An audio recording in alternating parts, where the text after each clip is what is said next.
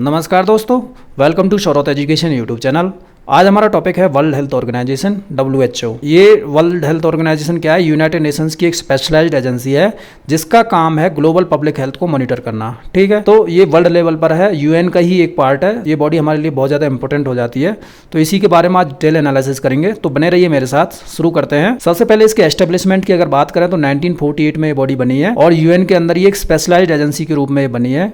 और इसका जो काम है वो है promote health, keep the world safe and serve the vulnerable, यानी कि हेल्थ को पूरी तरह से वर्ल्ड के अंदर प्रमोट करना और वर्ल्ड को सेफ रखना और जो गरीब से गरीब लोगों तक भी वर्ल्ड के अंदर जो है हेल्थ फैसिलिटी को प्रोवाइड करना। इसका जो गोल है वो है so everyone everywhere can attain the highest level of health, यानी कि हर जगह हर एक आदमी को बेस्ट लेवल का हेल्थ जो फैसिलिटी प्रोवाइड कर सके। Objectives of WHO। ऑब्जेक्टिव्स की अगर बात करते हैं तो इसको बहुत सारे ऑब्जेक्टिव्स हैं, इसको हम डिटेल एनालिसिस करने वाले हैं। तो देखिए, सबसे पहले है universal health coverage. Universal health coverage का मतलब है हर एक बंदा, जो भी वर्ल्ड के अंदर बंदा है, उसको क्या है, हेल्थ की फैसिलिटी को प्रोवाइड करा सकें। ठीक है, इसका ये ऑब्जेक्टिव है। Focus on the area of disease prevention, कोई भी बीमारी अगर फैली है उसको रोकना, उसको कंट्रोल करना और उसको पूरी तरह से ख़त्म करना। इसका ये दूसरा है ऑब्जेक्टिव। तीसरा है provide leadership on global health issues. कोई भी ग्लोबल हेल्थ का इश्यूज, कोई भी वर्ल्ड के अंदर कोई भी हेल्थ इश्यूज निकल के आता है तो उसके अंदर क्या लीडरशिप रोल अदा करती है ये बॉडी। और उसके set standards for public health को मेंटेन करने के लिए स्टैंडर्ड्स को लेके आना। Provide technical assistant and support to countries को अंदर जो भी कोई टेक्निकल सपोर्ट चाहिए उनको प्रोवाइड करने का काम करती है। और कोलोबरेट विद वेरियस पार्टनर्स, ये इसका जो काम है बॉडी का, जितने भी UN की जो बॉडीज हैं उनके साथ क्या है, कोलोब्रेशन करना, गवर्नमेंट्स के साथ कोलोब्रेशन करना, सिविल सोसाइटीज़ के साथ और प्राइवेट सेक्टर, यानी कि सभी के साथ एक कोलोब्रेशन का काम भी ये बॉडी करती है। ठीक है।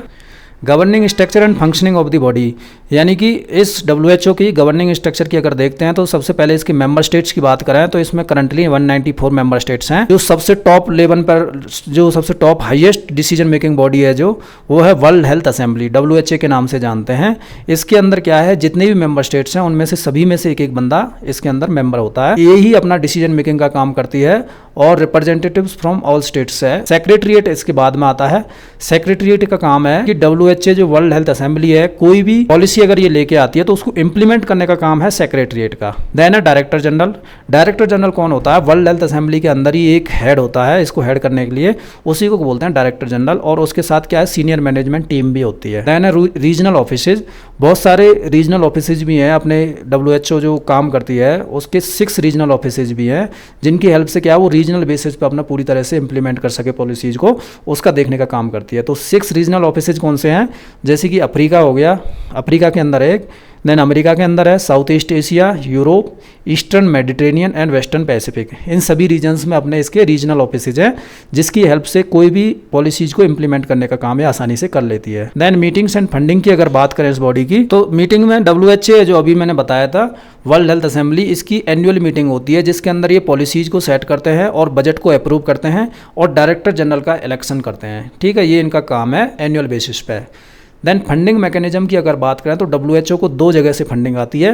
सबसे पहली है असेस्ड कॉन्ट्रीब्यूशंस, यानी कि हर एक कंट्री के ऊपर एक लीगल ड्यूज रखे गए हैं कि कितना कंट्रीब्यूट करेगी WHO को, तो हर एक कंट्री कुछ ना कुछ पैसे देती है। दूसरा है वॉलंटरी कॉन्ट्रीब्यूशन।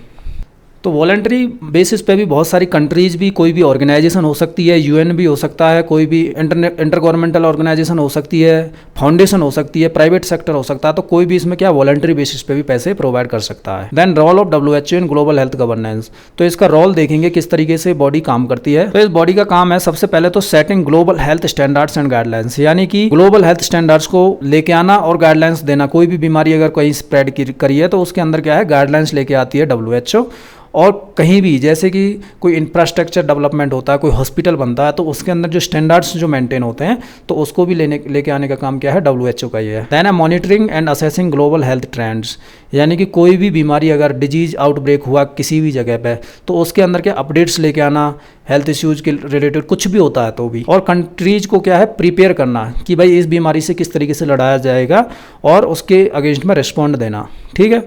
तो इस तरीके का ये बॉडी काम करती है। दूसरा है कोऑर्डिनेटिंग इंटरनेशनल हेल्थ रेस्पॉन्सेज, यानी कि जितने भी बड़े बड़े ऑर्गेनाइजेशंस हैं उसके साथ कोऑर्डिनेशन करने का काम भी ये करती है, जैसे कि यूएन एजेंसीज के साथ। तो coordinate global health responses to epidemics, disasters and other health emergencies. कोई भी बीमारी अगर फैलती है, कोई डिजास्टर होता है, ठीक है, कोई हेल्थ एमरजेंसी आती है, तो उससे रिलेटेड कोऑर्डिनेशन काम इसका बॉडी का है, ठीक है, यूएन से या फिर किसी भी inter governmental agency. Building health system, यानी कि WHO क्या सपोर्ट करती है कंट्रीज को स्ट्रेंथनिंग देयर हेल्थ सिस्टम्स, यानी कि उनके हेल्थ सिस्टम्स को इंप्रूव करने का काम करती है। Improving access to essential medicines, यानी कि एसेंशियल मेडिसिन्स को असेस देने का काम भी यही करती है। ट्रेनिंग हेल्थ वर्कर्स को कोई भी किसी भी तरीके का जो ट्रेनिंग देना, इंफ्रास्ट्रक्चर डेवलपमेंट करना, कहीं भी कोई हॉस्पिटल्स वगैरह जो बन रहा है उसके अंदर ये पूरी तरह से अपना योगदान देती है। तो इस तरीके का ये काम रखती है। कंडक्टिंग रिसर्च एंड डेवलपमेंट, कोई भी अगर आउटब्रेक होता है, कोई एपिडेमिक होती है, कोई पेंडेमिक होती है, उससे रिलेटेड कोई भी रिसर्च का काम इस बॉडी का है, ठीक है। Advocating for better health policies and funding, यानी कि कंट्रीज के अंदर क्या है, हेल्थ पॉलिसीज को किस तरीके से इंप्लीमेंट करना है उसको लेके आना, और जो गरीब कंट्रीज हैं उनको फंडिंग प्रोवाइड करना, तो इसी बॉडी का काम है। Then providing technical assistant and capacity building, यानी कि ये बॉडी का काम है कहीं भी किसी भी तरीके की जो टेक्निकल असिस्टेंस जिसको चाहिए कंट्री को, उसको प्रोवाइड करती है, और कैपेसिटी बिल्डिंग यानी कि कुछ फाइनेंशियल सपोर्ट भी प्रोवाइड करती है। तो इस तरीके से इस बॉडी के फंक्शंस आप देख पाओगे। तो how has WHO contributed towards improving global health, यानी कि अभी तक जो इसने काम किए हैं उसको थोड़ा डिटेल्स में पढ़ेंगे। तो सबसे पहले है डिजीज एरेडिकेशन की बात अगर करें तो बहुत सारी डिजीज़ों को ख़त्म कर दिया है WHO के इनिशिएटिव्स के थ्रू ही, जैसे कि स्मॉल पॉक्स को आप देख पाओगे ये 1980 में एरेडिकेट हो गया है पूरी तरह से। तो ये WHO के ही जितने भी जो कैंपेन्स चलाए हैं इन्होंने इसको एरेडिकेट करने के लिए, तो इसी का इसमें पूरा योगदान रहा है। देन पोलियो है, पोलियो के अभी केसेज आपको 99% रिडक्शन रेट देखने को मिलेगी, कि यानी पहले जो पोलियो केस होते थे बहुत ज़्यादा होते थे, तो अभी की डेट में क्या है बहुत ही कम देखने के लिए मिलेंगे, ठीक है। इसमें भी क्या है पूरी तरह से इस WHO का ही रोल है। कंट्रोल ऑफ कम्युनिकेबल डिजीज कौन सी होती हैं, जो कि कॉन्टैक्ट में आने से फैलती हैं, जैसे कि मलेरिया हो गया, ट्यूबरक्लोसिस हो गया, HIV एड्स हो गया। तो इस तरीके की बीमारियों को भी कंट्रोल करने के लिए पूरे जो एविडेंस बेस्ड स्ट्रेटजीज लेके आ रही है ये बॉडी, इसको पूरा खत्म करने की पूरी कोशिश कर रही है। हेल्थ सिस्टम्स स्ट्रेंथनिंग, यानी कि बहुत सारे जो लो इनकम कंट्रीज हैं उनको पूरी तरह से जो हेल्थ फैसिलिटीज प्रोवाइड करने के लिए उनके हेल्थ सिस्टम के अंदर क्या स्ट्रेंथन प्रोवाइड कर रही है ये बॉडी, ठीक है। एग्जाम्पल के तौर पर अगर देखा जाए WHO India country cooperation strategy 2019-23, यानी कि इंडिया के अंदर भी इन्होंने एक कोऑपरेशन किया है। इसके अंदर उन्होंने क्या है जितने भी हेल्थ सेक्टर के जो गोल्स हैं इंडिया के, उनको अचीव करने में पूरी हेल्प की है, ठीक है, और जितना भी हमारा जो हेल्थ इंफ्रास्ट्रक्चर है उसको डेवलप करने में पूरी मदद की है। तो ये इस तरीके के काम भी करती है बॉडी। देन असेंशियल मेडिसिन्स, यानी कि जितनी भी असेंशियल मेडिसिन्स होती हैं जो कि हमको सबको ज़रूरत पड़ती है, तो उनको असेस सबको मिलना चाहिए, उसके अंदर भी इसने पूरा काम किया है। Providing guidance on the selection, procurement and use of essential medicines, यानी कि उनका प्रिक्योरमेंट किस तरीके से करना है, उनका यूज किस तरीके से करना है, तो इस तरीके से बॉडी पूरी हेल्प करती है वर्ल्ड लेवल। नेक्स्ट है न्यूट्रिशन इंप्रूवमेंट। तो ये बॉडी का क्या काम है, ये national nutrition policies and programmes को लेके आने के लिए हर एक कंट्रीज को सपोर्ट करती है कि किस तरीके से आप न्यूट्रिशन जो प्लान्स हैं उनको लेके आ सकते हैं, और आपकी कंट्री के अंदर जो भी कोई बंदा है, जो भी कोई न्यूट्रिशन से रिलेटेड इश्यूज आ रहे हैं उनको रिजोल्व कर सकें। तो उसके अंदर क्या पॉलिसीज को लेके आना, उसका पूरी तरह से देखभाल ये बॉडी करती है। देन एमरजेंसीज एंड डिजास्टर्स, यानी कि जब भी कोई इमरजेंसी और डिजास्टर्स और किसी भी तरीके की कोई एपिडेमिक या पेंडेमिक कोई फैलती है, तो उसके अंदर क्या है टेक्निकल गाइडेंस प्रोवाइड करती है, ठीक है। And support to countries and coordinates the international response during emergencies and disasters. Example के तौर पर अगर देखा जाए तो कोविड-19 पेंडेमिक जब फैला था, तो उसके अंदर क्या टाइमली अपडेट्स लेके आना और लोगों को असिस्टेंस देना कि किस तरीके से इस बीमारी से बचा जा सकता है। तो इस तरीके से WHO ने पूरी अपना रोल अदा किया था। इधर मेंटल हेल्थ के अंदर भी क्या है, WHO का एक comprehensive mental health action plan है 2013 से लेकर 20 तक का, जिसके अंदर क्या है मेंटल हेल्थ को पूरी तरह से ट्रीट करना और उसके अंदर गाइडेंस प्रोवाइड करना कि लोगों को, कंट्रीज को, कि किस तरीके से मेंटल हेल्थ से बचा जा सकता है। देन डिजिटल हेल्थ भी क्या है, एक कंट्रीज को leverage the power of digital technology. आजकल क्या है डिजिटल टेक्नोलॉजीज का इस्तेमाल हेल्थ सेक्टर में भी बहुत ज़्यादा होने लग गया, तो उसी को क्या है लेवरेज देना, कंट्रीज को बताना कि किस तरीके से आप डिजिटल हेल्थ का इस्तेमाल ना हेल्थ सेक्टर को इंप्रूव करने के लिए कर सकते हैं। What are the areas of work under India WHO partnership, यानी इंडिया की टर्म में WHO के क्या रोल रहे हैं उसको हम देखेंगे। तो इसके अंदर क्या है, सबसे पहले डिजीज कंट्रोल एंड प्रिवेंशन, कोई भी डिजीज कंट्रोल के लिए कौन कौन से जो प्रोग्राम लेके आया है WHO के साथ इंडिया, वो है national programme for the control of tuberculosis, ये हो गया। दूसरा होगा national strategic plan for elimination of malaria 2017 से लेकर 2022 तक, and the national programme for the control of HIV and AIDS. ठीक है, तो इस तरीके के प्रोग्राम्स जो डिजीज कंट्रोल के लिए इंडिया WHO के साथ पार्टनरशिप करके लेके आया था। ठीक है, then WHO collaborated with the Jammu and Kashmir in 2021 में क्या है, कोविड-19 के आउटब्रेक हुए थे, तो उस पीरियड में क्या है, वैक्सीन हेजिटेंसी थी बहुत लोगों में, तो उसको भी जम्मू कश्मीर के अंदर बेसिकली जो WHO की पार्टनरशिप की हेल्प से ही हम क्या है, वैक्सीन हेजिटेंसी को काउंटर कर पाए, जिसकी वजह से क्या है, वैक्सीनेशन कवरेज को हमने बढ़ा दिया। ठीक है, वैक्सीनेशन कवरेज को बढ़ाने के लिए क्या है, हमारा ये प्लान था WHO के साथ। Maternal and child health, WHO की सपोर्ट की मदद से ही क्या हो रहा है, हमारा जो मैटरनल मोर्टेलिटी रेट है उसमें हम क्या रिडक्शन लेके आ पाए हैं, और टेक्निकल असिस्टेंस वो प्रोवाइड करते हैं WHO इंडिया को। एग्जाम्पल के तौर पर प्रधानमंत्री सुरक्षित मातृत्व अभियान, ये इसका एम है, एक इनिशिएटिव है इंडियन गवर्नमेंट्स का। इसका एम है to provide free and quality antenatal care to pregnant women across India, यानी कि प्रेग्नेंट वुमेन के लिए पूरी तरह से फ्री एंटीनेटल केयर प्रोवाइड करना।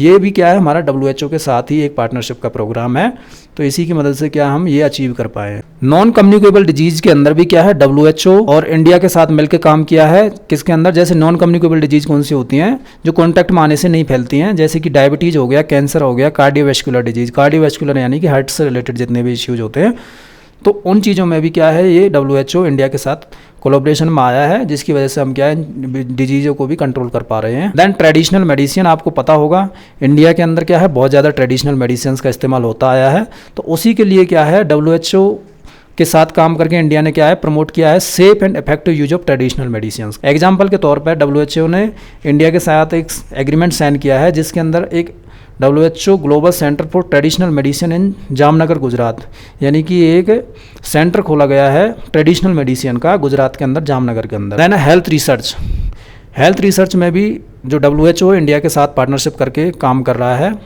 डिजिटल हेल्थ की अगर बात करें तो डिजिटल हेल्थ को, डिजिटल जो टेक्नोलॉजीज़ को किस तरीके से पब्लिक हेल्थ में यूटिलाइज किया जा सके और अपने हेल्थ जो इंफ्रास्ट्रक्चर है उसमें इंप्रूवमेंट किया जा सके, तो उसके लिए भी हमारा इंडिया और WHO का क्या पार्टनरशिप प्रोग्राम चल रहा है। एग्जाम्पल के तौर पर to develop the national digital health blueprint which aims to create a digital health ecosystem to improve access to health care services in India. एक नेशनल लेवल पर नेशनल डिजिटल हेल्थ ब्लूप्रिंट बनाया गया है, जिसका काम है डिजिटल हेल्थ इकोसिस्टम को improve करना और हेल्थ केयर सर्विसेज को इंडिया के अंदर क्या है, असेसेबल बनाना सभी लोगों के लिए। अब WHO के अंदर चैलेंजेस भी बहुत सारे हैं, तो चैलेंजेस क्या है, एक तो लिमिटेड फंडिंग, यानी कि इसके अंदर बॉडी के अंदर क्या है, जो वॉलंटरी बेसिस पे जो फंडिंग मिलती है इस ऑर्गेनाइजेशन को, तो उसके ऊपर ज़्यादा डिपेंडेंट है बॉडी, तो इससे पता नहीं चलता है कि कब कितना पैसा आएगा, उस हिसाब से क्या है पॉलिसीज लेके नहीं आ पाती है बॉडी। दूसरा है इमरजेंसी ऑफ न्यू डिजीज, कोई भी नई डिजीज जैसे निकलती है, जैसे कि कोविड-19 पेंडेमिक निकला था, तो उसमें क्या है, जो रिसोर्सेज चाहिए इसको, जो कैपेबिलिटी चाहिए, वो उस तरीके की कैपेबिलिटीज इस बॉडी के पास नहीं थी, जिसकी वजह से क्या है कोविड-19 जो पेंडेमिक वो पूरी तरह से आउटब्रेक हो गया था। Then limited access to health care, limited access to health care यानी कि बहुत सारी कंट्रीज के अंदर अभी भी क्या है हेल्थ केयर जो इंफ्रास्ट्रक्चर जो होना चाहिए वो नहीं है,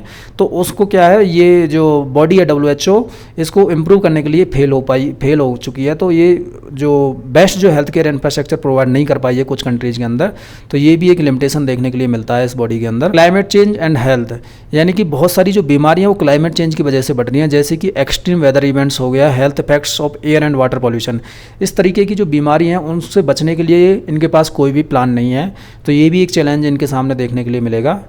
क्रिटिसिज्म फेस्ड बाय WHO, आपको मैं बता दूं कि WHO के अंदर क्या है ब्यूरोक्रेसी फॉलो होती है, जिसकी वजह से क्या है WHO जो रिस्पॉन्स जिस फास्ट देना चाहिए था बॉडी को उस तरीके का रिस्पॉन्स ये नहीं दे पाती है, यानी कि WHO is slow to respond to health crisis due to its bureaucratic structure and lack of resources, यानी कि ब्यूरोक्रेटिक स्ट्रक्चर की वजह से इसके जो डिसीजन मेकिंग है वो थोड़े स्लो हो जाती है। ठीक है, एग्जाम्पल के तौर पर ड्यूरिंग द 2014-16 एबोला आउटब्रेक्स हुआ था वेस्ट अफ्रीका के अंदर, जो इसका जो WHO ने इसका जो स्लो रिस्पॉन्ड दिया था, ठीक है, जिसकी वजह से क्या है एबोला आउटब्रेक्स को अंडर एस्टिमेट किया गया था और उसी की वजह से क्या है बाद में पूरी तरह से फैल गई थी ये बीमारी अफ्रीका के अंदर। देन पॉलिटिकल इंटरफेरेंस, बहुत सारी कंट्रीज का इसके अंदर क्या है इन्फ्लुएंस देखने को मिलेगा इस बॉडी के अंदर, जैसे कि ये कोविड-19 पेंडेमिक के टाइम पे देखा होगा चाइना का पूरी तरह से इन्फ्लुएंस था, जिसकी वजह से क्या है ये जो आउटब्रेक को रोक नहीं पाई थी बॉडी। तो ये भी एक इश्यू है। Lack of transparency, WHO has been criticised for lack of transparency on it decision making and operations, यानी कि इसका जो डिसीजन मेकिंग और ऑपरेशंस के, क्योंकि आपको पता है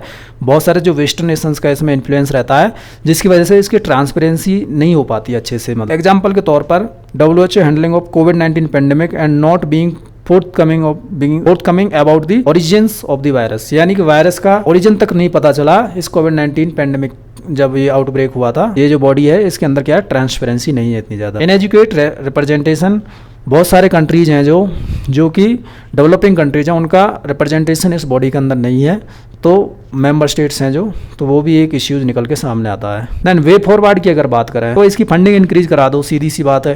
अगर इनके पास फंड होगा तो वो आसानी से जो पॉलिसीज को लेके आ पाएंगे।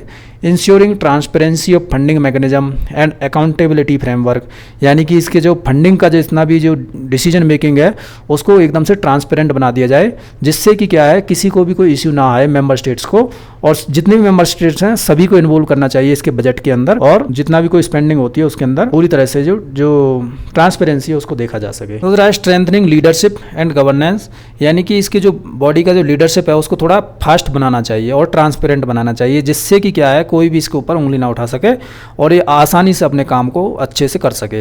Improve focus on prevention and preparedness, WHO needs to prioritise prevention and preparedness for outbreaks and pandemics, यानी कि कोई भी बड़ी बीमारी अगर आउटब्रेक्स होती है, पेंडेमिक फैलता है, तो उसके लिए पहले से इस बॉडी को प्रिपेयर्ड रहना चाहिए, ना कि तब जब बीमारी आ जाए उसके बाद अगर रेडी होते हैं तो तब तक बीमारी बहुत ज़्यादा फैल जाती है। This could include strengthening the public health emergency of international concern declaration process, इस तरीके की कोई बॉडी बननी चाहिए जो कि कोई भी बीमारी अगर कहीं भी फैलती है तो उसको एक पेंडेमिक के लिए इमरजेंसी घोषित करने के लिए एकदम से डिक्लेयर कर सके। Creation of global framework for management of infectious diseases and pandemic, कुछ इस तरीके का ग्लोबल फ्रेमवर्क एंड मैनेजमेंट होना चाहिए। कोई बीमारी अगर इन्फेक्टियस डिजीज फैली है और या फिर कोई पेंडेमिक फैली है, ठीक है, to include enhancements of capacities of countries to in response to infectious diseases including guidance on effective public health and health emergencies, यानी कि कोई भी हेल्थ इमरजेंसी अगर फैली है उसके लिए गाइडलाइंस तुरंत की तुरंत लेके आया जाए और उस बीमारी को जल्दी से जल्दी कंट्रोल किया जा सके। A system facilitating pan world surveillance by leveraging